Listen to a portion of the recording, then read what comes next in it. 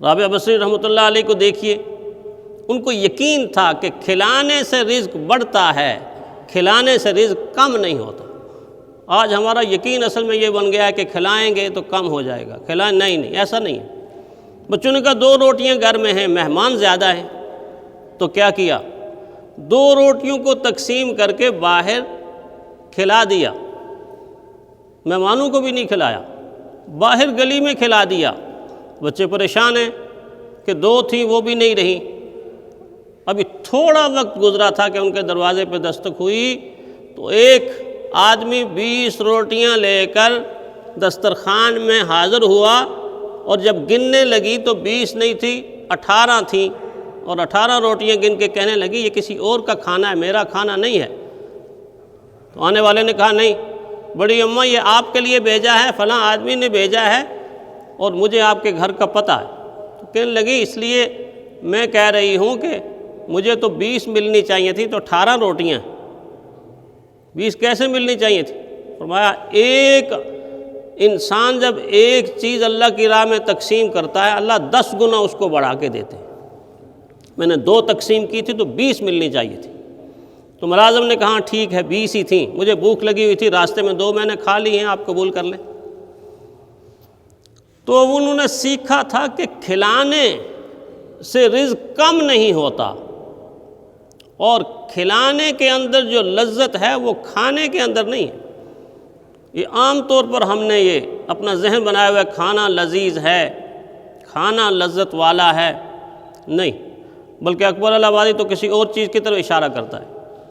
وہ کہتا ہے اصل میں لذت کھانے میں نہیں ہے، لذت بھوک کے اندر ہے، بھوک میں لذت ہے۔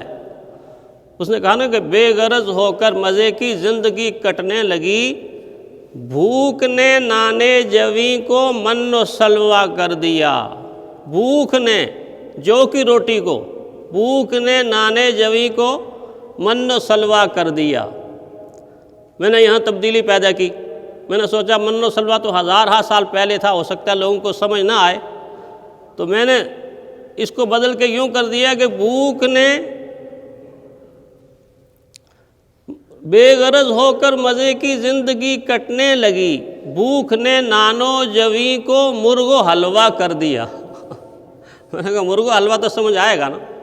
تو شدت کی بھوک جب لگتی ہے اس وقت اگر انسان سوکھی روٹی چٹنی کے ساتھ کھا لے تو وہ لذت اور وہ سرور آتا ہے جو مرغن غذاؤں میں نہیں آتا۔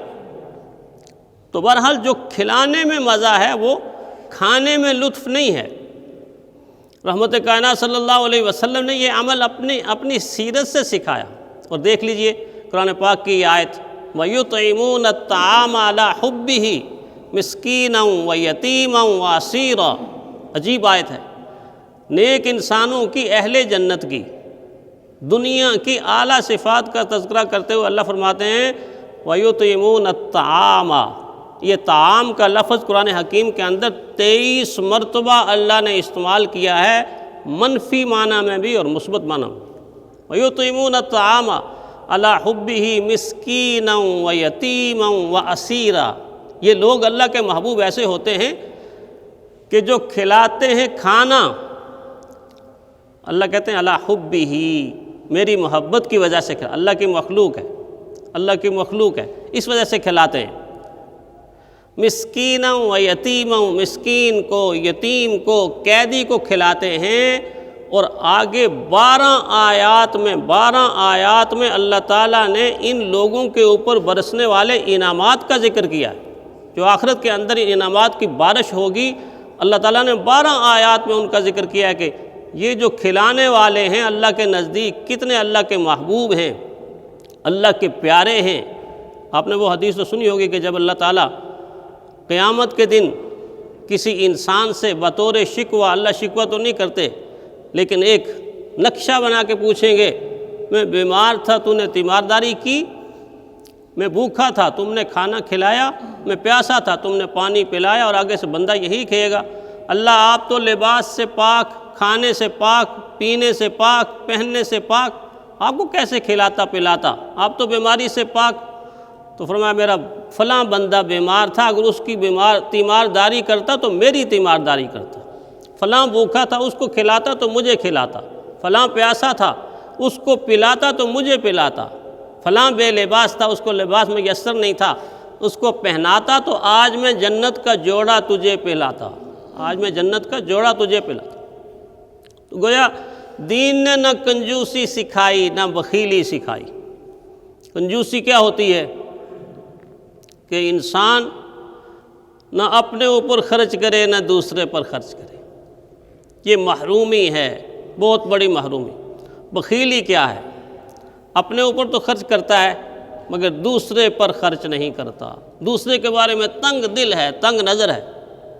وہ ہمارے عربی کے اندر ایک مثال پڑھائی جاتی تھی کہ ایک آدمی تھا، دل کا کنجوس تھا اور کچھ بخیل تھا۔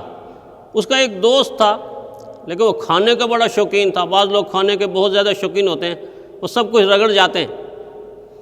تو ایک دن اس نے مچھلی پکائی اور سامنے سے دیکھا وہ دوست آ رہا ہے، تو یہ تو جانتا تھا کہ یہ جب آتا ہے تو پھر باقی کوئی چیز بچتی نہیں ہے۔ تو بچوں کو کہا کہ یار وہ تو آ گیا ہے، آ رہا ہے، تو ایسا کرو یہ بڑی بڑی مچھلیاں اٹھا کے نا ایک سائڈ پہ لگا دو، کونے میں رکھ دو، یہ چھوٹی چھوٹی ادھر ہی رکھ دو۔ ایسا ہی کیا، جب آیا تو پوچھا کہ مچھلی پکی ہوئی آپ کھائیں گے؟ تو وہ بڑا سیانہ آدمی تھا، وہ دور سے ہی دیکھ چکا تھا کہ انہوں نے کچھ حرکت کی ہے، کچھ حرکت کی ہے، تو کہنے لگا ضرور کھاؤں گا، یہ مچھلیاں ہیں، ان پہ تو بڑا غصہ ہے مجھے۔ کس چیز کا غصہ ہے؟ کہنے لگا میرے دادا جی سمندر کے اندر چھلانگ لگا کے واپس نہیں آئے تھے، انہوں نے ہی کھایا تھا، مجھے تو بڑا غصہ ہے، میں ان کو ضرور کھاؤں گا۔ انہوں نے کہا اچھا کھا لیجئے۔ جب اس کے سامنے مچھلی پیش کی گئی تو چھوٹی سی مچھلی کو اٹھا کے بجائے کھانے کے کان سے ایسے لگا کے بیٹھ گیا جیسے کوئی ٹیلی فون سن رہا ہو، فون سن رہا ہے۔ وہ حیران ہے، پریشان ہے کہ یہ کیا کر رہا ہے۔ تھوڑی دیر کے بعد نیچے رکھ کے کہتا ہے یار اصل میں یہ مچھلی مجھ سے یہ کہتی ہے کہ جب آپ کے دادا سمندر میں گئے تھے تو اس وقت تو ہمارا نام و نشان بھی نہیں تھا، ہم تو پیدا بھی نہیں ہوئی تھی، تو اللہ کا واسطہ ہے ہم پہ غصہ نہ نکالنا، اگر نکالنا ہی ہے تو وہ کونے میں جو بڑی بڑی پڑی ہوئی ہے نا وہ تھیں جنہوں نے آپ کے دادا جی کو کھایا تھا، ان پہ غصہ نکال۔ تو ظاہر ہے کہ اس کو دوبارہ نکالنا پڑا، پھر بڑی مچھلیوں کو نکالنا پڑا اور کھانا پیش کرنا پڑا۔ تو میں عرض کر رہا تھا کہ بعض لوگ کنجوس بھی ہوتے ہیں اور بخیل بھی ہوتے ہیں کہ وہ اپنی ذات پر بھی خرچ نہیں کرتے، دوسرے کی ذات پر بھی خرچ نہیں کرتے۔ تو قرآن حکیم کی آیات اور پیارے پیغمبر صلی اللہ علیہ وسلم کی یہ سیرت ہمیں یہ سکھا رہی ہے کہ کھانے میں مزہ نہیں، کھلانے میں مزہ ہے۔ کھانا کمال نہیں ہے، کھلانا کمال ہے اصل۔ اللہ تعالی ہمیں دوسروں کو کھلانے کی اور دوسروں کا خیال رکھنے کی توفیق عطا فرمائے۔ آخر الدعوانا الحمدللہ رب العالمین۔